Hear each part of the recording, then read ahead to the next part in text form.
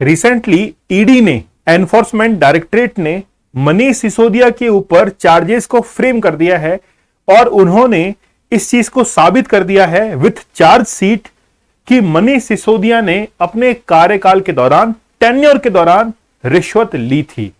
छोटी मोटी नहीं, 12 करोड़ रुपए की रिश्वत ली थी। क्या है ये पूरा केस, हम लोग जानेंगे इस लेक्चर के अंदर। 3 व्यक्ति का हम लोग जिक्र करने वाले हैं, अमित अरोड़ा, दिनेश अरोड़ा, मनीष सिसोदिया। अमित अरोड़ा ऐसा क्यों चाहता था कि जो लीकर के लिए पॉलिसी है उसको चेंज कर दिया जाए, जानेंगे हम लोग इस लेक्चर के अंदर कि मनीष सिसोदिया जो है वो आगे अब कितना फंस सकते हैं, अब जो है इनके ऊपर क्या कार्रवाई हो सकती है। तो Manish Sisodia framed Delhi excise policy to generate illegal fund. ED ने कहा है कि इलीगल फंड्स को जनरेट करने के लिए पॉलिसी जो थी इसको चेंज जो है वो किया गया और इंट्रोड्यूस भी किया गया था। सबसे पहले देखते हैं कि हुआ क्या है।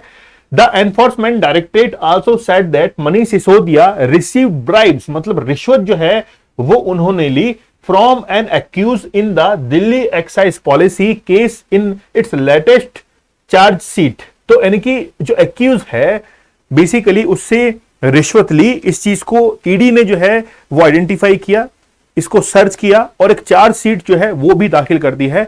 न्यूज़पेपर ने भी इसको कवर किया है। अभी हम लोग देखेंगे कि आखिरकार इसके अंदर वो करना क्या चाह रहे थे। अमित अरोड़ा जो था वो आखिरकार उस पॉलिसी के अंदर क्या चेंज करवाना चाह रहा था। आप लोग प्रहार बैच को ज्वाइन कर सकते हैं, आप लोगों को फ्लैट 70% डिस्काउंट मिलेगा। इसके साथ में ही एक्स्ट्रा 25% जो डिस्काउंट वो भी आप लोग को मिलेगा। जो भी स्टूडेंट यूपीएससी की तैयारी करने वाले हैं, आप लोगों के लिए बेहतरीन कोर्स जो है वो बनाया गया है लाइव, और खास तौर पर डाउट सेशन जो है वो भी आप लोगों के लिए यहां पर रहने वाले हैं। तो आप लोग जो है वो जल्दी से ज्वाइन कर लीजिए प्रहार बैच को फॉर यूपीएससी। देखिए सबसे पहले हम लोग स्टेप बाय स्टेप चलते हैं, फिर मैं आपको थोड़ी सी कहानी समझाऊंगा। The ED said that AAP introduced the Delhi excise policy to generate illegal funds. ED का यह कहना है कि आप आम आदमी जो पार्टी है इन्होंने एक पॉलिसी जो है इंट्रोड्यूस की थी, एक्साइज पॉलिसी। वो केवल इसीलिए की थी ताकि वो इलीगल फंड जो है उसको जनरेट कर सके। क्या है वो पॉलिसी, मैं आप लोगों को बताऊंगा।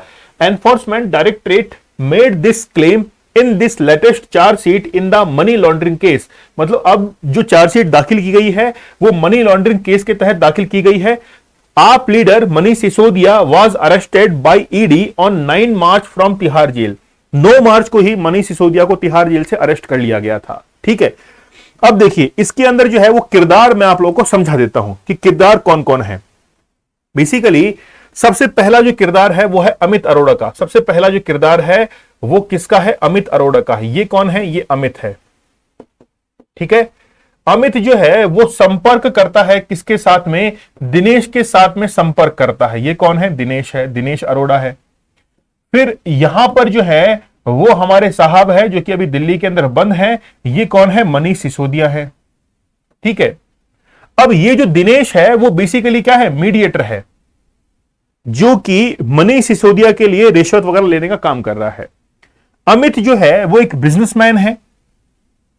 अमित ये चाहते हैं कि जो दिल्ली पुलिस की दिल्ली जो गवर्नमेंट है इसकी जो पॉलिसी आई है जिसके तहत लीकर शॉप या लीकर टेंडर जो है उसके लिए लाइसेंस लेने की जरूरत पड़ती है। आप लोगों को पता होगा कि जितनी भी लीकर शॉप्स हैं उनको ओपन करने के लिए एक लाइसेंस की जरूरत पड़ती है।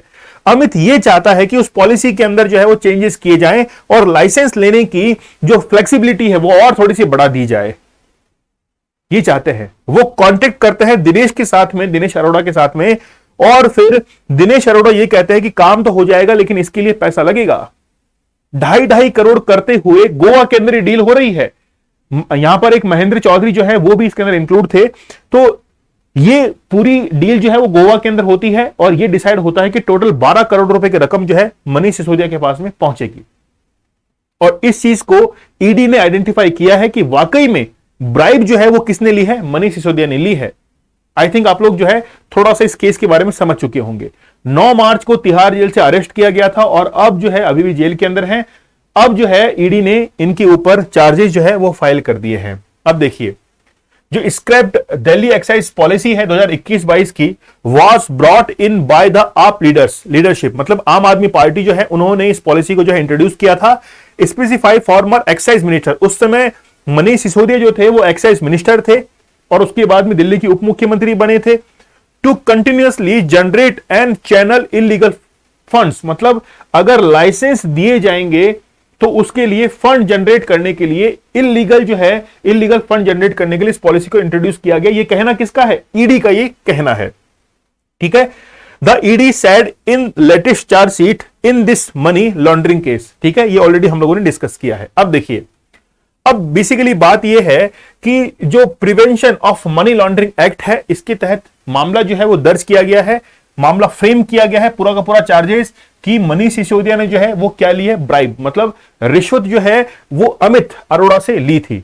ठीक है, अब देखिए यहां पर लिखा हुआ है as elaborated Amit Arora paid 2.2 crore to Manish Sisodia through Dinesh Arora.